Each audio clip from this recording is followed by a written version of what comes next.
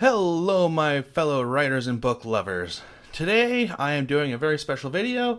This is every book I read in 2023.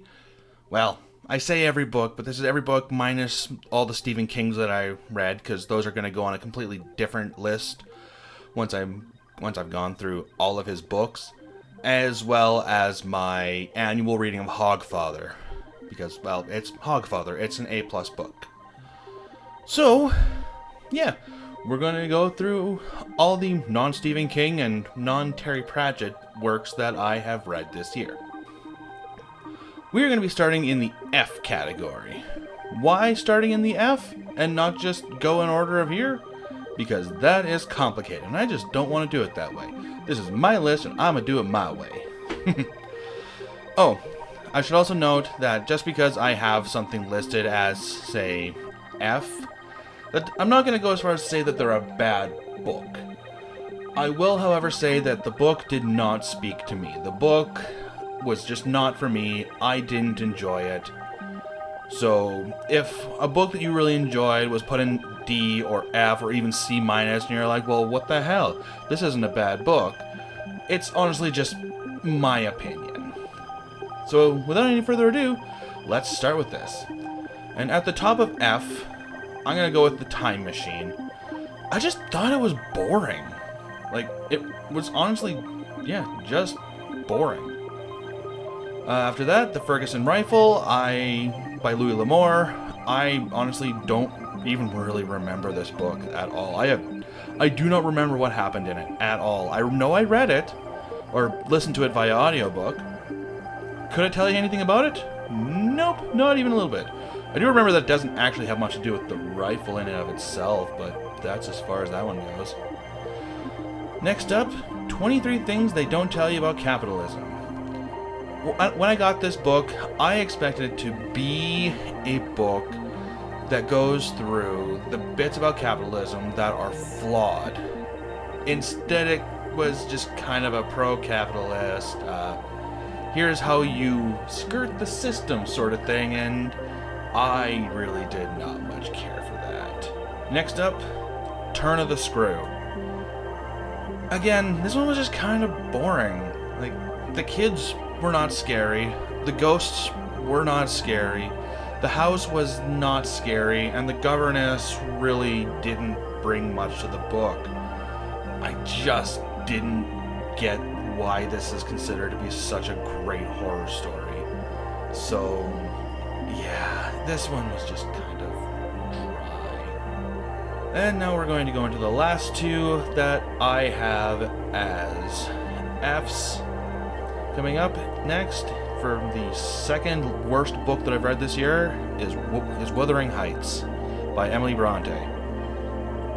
I didn't know what I was going to get into with this book. What I did not expect was awful people doing awful things for awful reasons and just staying miserable throughout the entire book.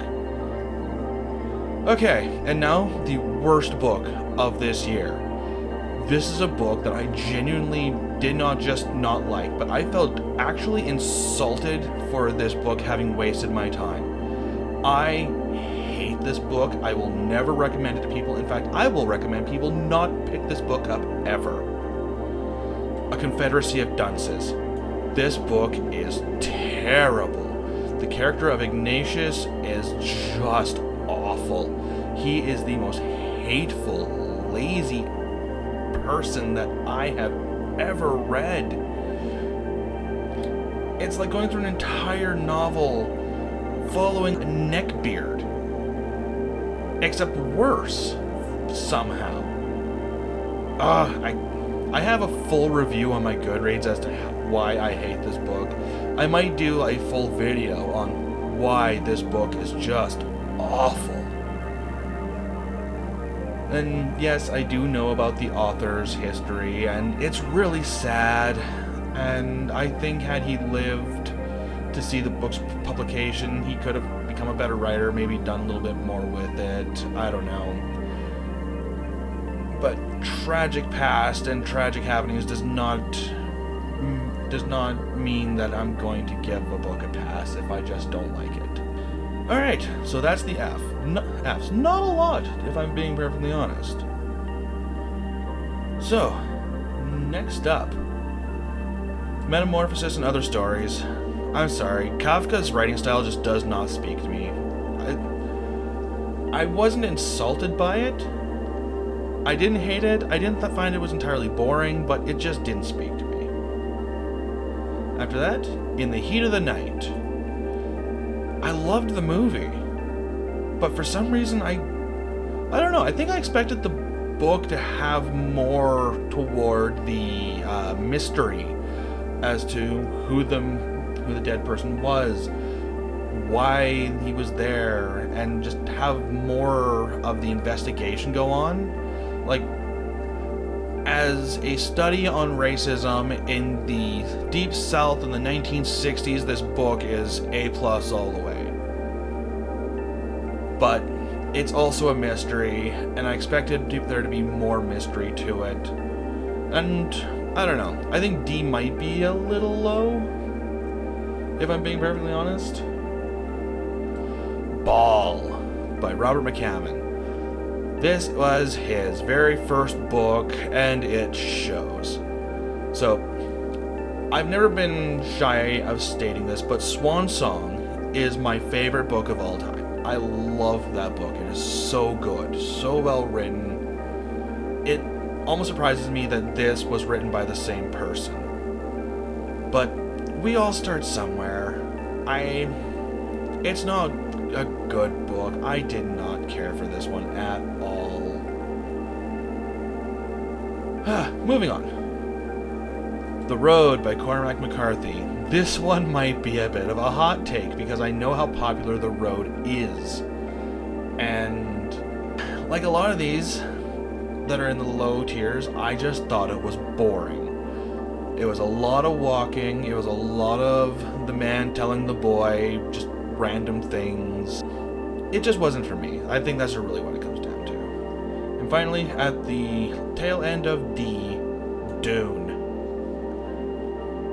Dune is dry, no pun intended, but it is a very dry read. And you know what? There's enough world building there that it probably could have been an interesting enough read, or at least it could have been excusable and maybe got into the high C's, maybe even low B's. But Paul Atreides is a serious asshole. Like, seriously, he is a jerk, and I really do not like following characters who are just an active jerk to everybody around them. Alright, starting with the C's. Going into C-, Nothing But Blackened Teeth. I was recommended this one via TikTok, and the cover blew me away. It looks like it should be a terrifying read, but it's really not.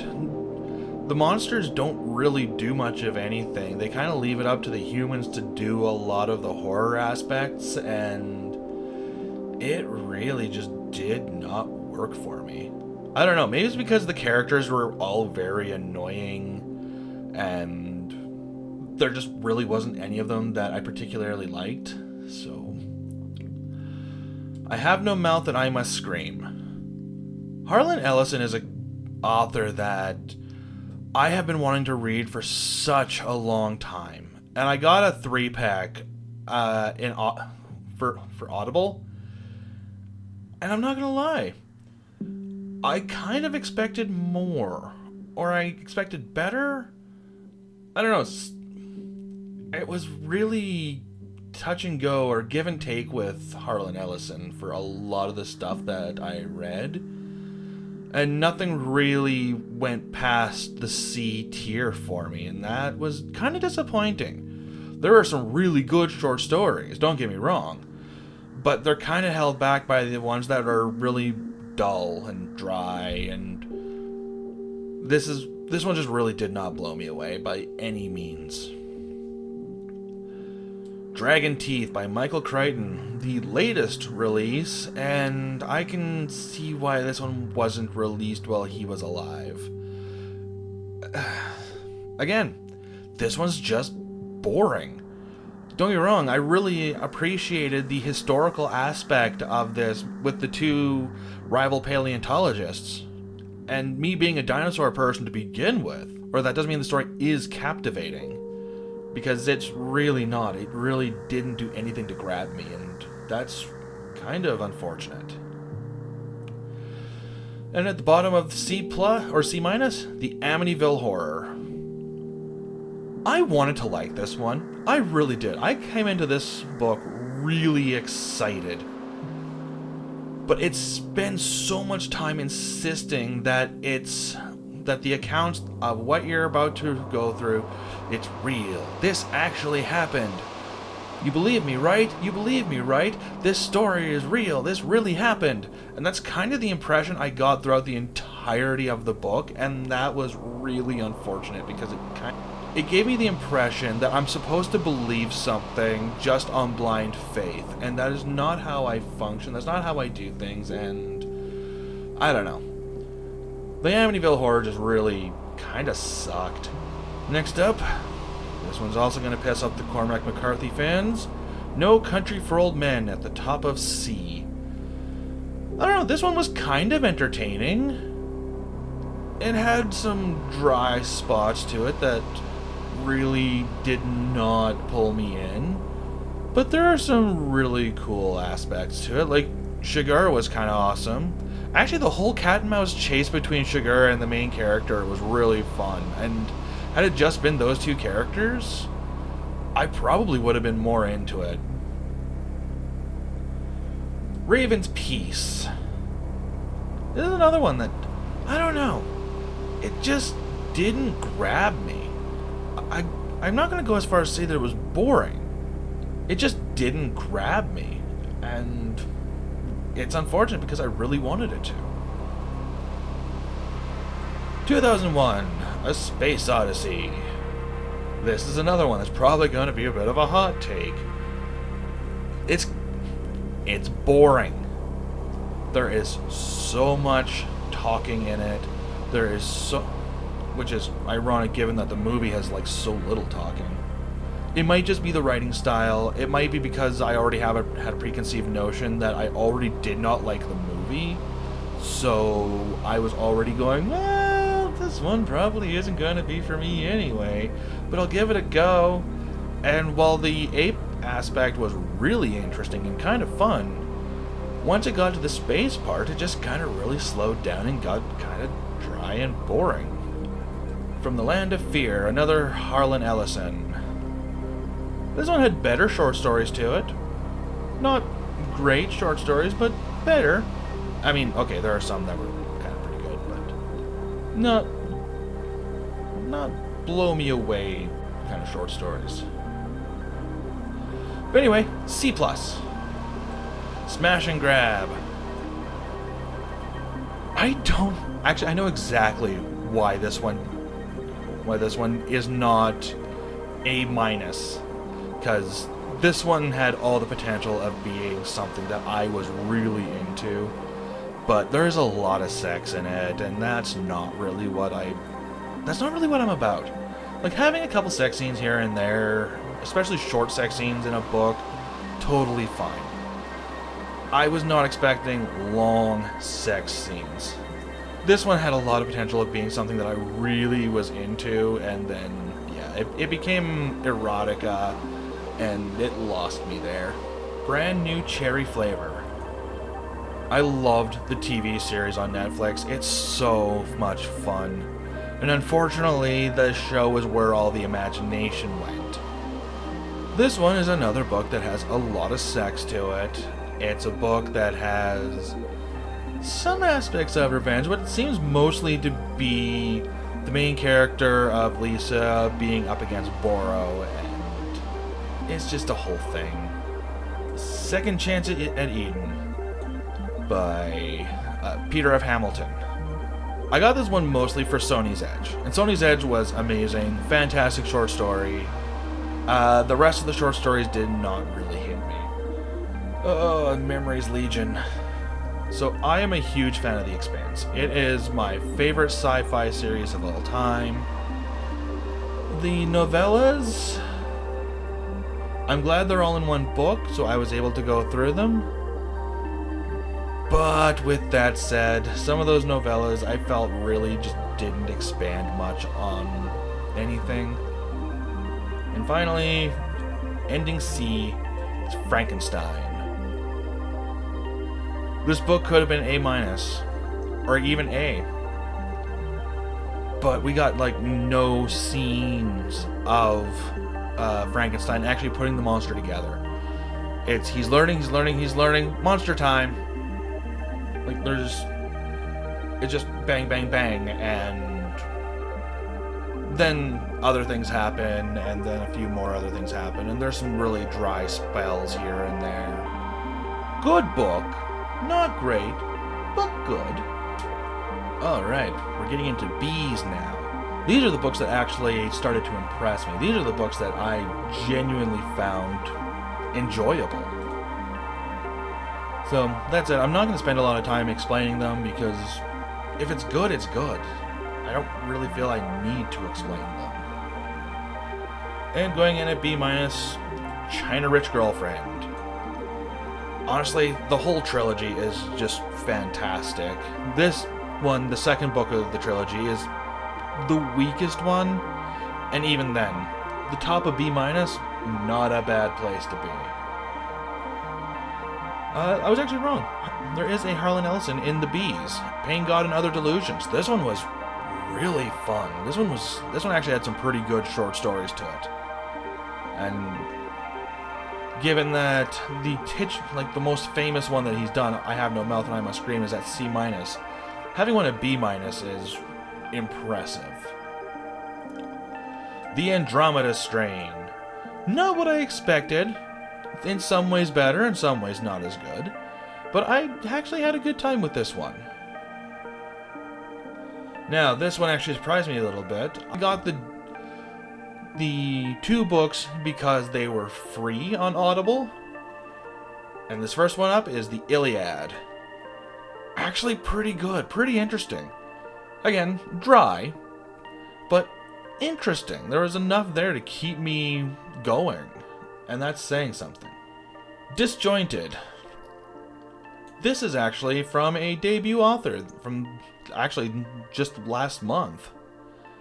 So that's pretty awesome. Actually, no, her debut came out this month, beginning of December. So, yeah, again, pretty awesome. It's very much a debut. Like, it reads like a debut, but the short stories, the short stories are not very long. However, a lot of the scenes don't seem to last near as long as they should. The ideas are really good, but a lot of the scenes are written as if they're done by someone who's a debut author, if that makes sense. It makes sense to me. Moving on. The Strange Case of Dr. Jekyll and Mr. Hyde. This one was really good. I really liked this one. Not enough for it to be any higher than this, but it was pretty cool. And at the bottom of B-, Hemlock Grove. I don't know. A part of me wants to put it lower, but another part of me wants to put it a little higher. I think B- is probably where it's supposed to be. The top of B, the Odyssey. This is the Iliad. Whoopsies. Been doing that. That's the second time I've done that. There we go, the Odyssey. The Odyssey was really fun. So cool. Had a great time with it. Pride and Prejudice. I was surprised at how much I enjoyed this book. Genuinely surprised. Like, it was so good. Raybearer. This one could have been an A+ book, but it really sags in the middle. There's just not enough in the middle for me to have cared a lot of what was going on, and then by the end of it, I just got interested again, and then it was over. The book, all in all, was still pretty decent. Board and Chantry. This is another one. Don't really remember a lot of it, but I remember enjoying it. And at the bottom of B, Carmilla. This is the last book I read this year. And what a book to go out on. It is creepy, has some fantastic aspects for a vampire novel, and having it come out 25 years before Dracula, you can definitely see where some of the inspiration for Dracula came from when it comes to Carmilla. It's just such a good book. Alright, B+. This is the largest of the sections. So, read some pretty good books with that. Starting with that, Crazy Rich Asians. Had a great time with it. Don't need to say anything more. Moving on. For We Are Many. This is the sequel to We Are Legion, We Are Bob. Great sequel. So much fun. Book sales that multiply. I chose to get into more marketing books and reading books that are written by successful indie authors. It's gonna help. At least I hope it helps. And with that, I'm also going to do this and this, because frankly they're all about the same level. To put one above the other would be just kind of insincere. They're all on the same level, which is frankly pretty good. Norse mythology. If you want to learn Norse mythology, read this one. It's told in a clear and concise manner, and I appreciate that. Gyo. This was my first foray into Junji Ito in the written format. I have watched both the animes, which has got me really interested into Junji Ito, so I plan to read more of his work in the oncoming year. And Gyo, being a B+ book, pretty good start. When no one is watching. This is one that caught my interest because Stephen King himself stated that he enjoyed this book. And not gonna lie, this one could have been an A+ book. I actually really wanted it to be an A+ book. I was really into it, but then the ending just happened. It just ended. That's it. Boom, done. That's all there was. Just that sudden ending just really hurt how much I enjoyed it. And that's a shame, because a bad ending can really hurt a lot of things. And then finally, at the bottom of B+, Rich People Problems. Not as good as Crazy Rich Asians, but better than the second book, A China Rich Girlfriend. And honestly, a solid ending. And now finally, we get into the A's. At the top of A-, we have The Haunting of Hill House. I am not a person who particularly enjoys haunted house stories. I find them trite, I find them boring, and typically uninspired. Haunting of Hill House? That one kept me interested. There was a dry spot here or there, but for the most part, this one kept me interested, and that's saying something. For a haunted house story to be at A- is honestly phenomenal. Children of Memory. This book was so good. I mean, I still think Children of Time is the best of the trilogy, but Children of Memory was just so good. Corvids being super intelligent due to the retrovirus is amazing. I appreciate it. And the story just in general was so well written. And that's all for A-. A's. Stopping off at the top of A Christmas Carol. This story is so ubiquitous in modern culture that I actually had high expectations. But no, I was actually genuinely impressed with how well it is. And especially given that I am not really much of a Christmas person to begin with, A Christmas Carol? Pretty solid book. After Christmas Carol, another classic that really blew me away, Dracula. Dracula was really interesting and so good. I remember being really bored with it when I was in high school. I honestly was kind of bored. But reading it now as an adult and catching the subtleties of the characters and catching what was going on better than what I did when I was in high school Dracula's solid. It is so good. After that, we have One Flew Over the Cuckoo's Nest.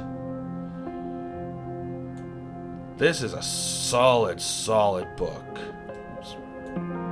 This is really good. All These Worlds, the third book in the Bobaverse. Again, just really good writing. And that is the end of the A's. What we have left are the A pluses. We have 6 books. 6 A+ books for this year. And that is phenomenal. That is saying something, because honestly, it could have been so much worse. There was actually a good while there where I was really not sure where things were going to go, because I had a good run of books that I thought were either really mediocre, kind of boring, wasn't into it, and I was really struggling. But these 6 books really blew me away.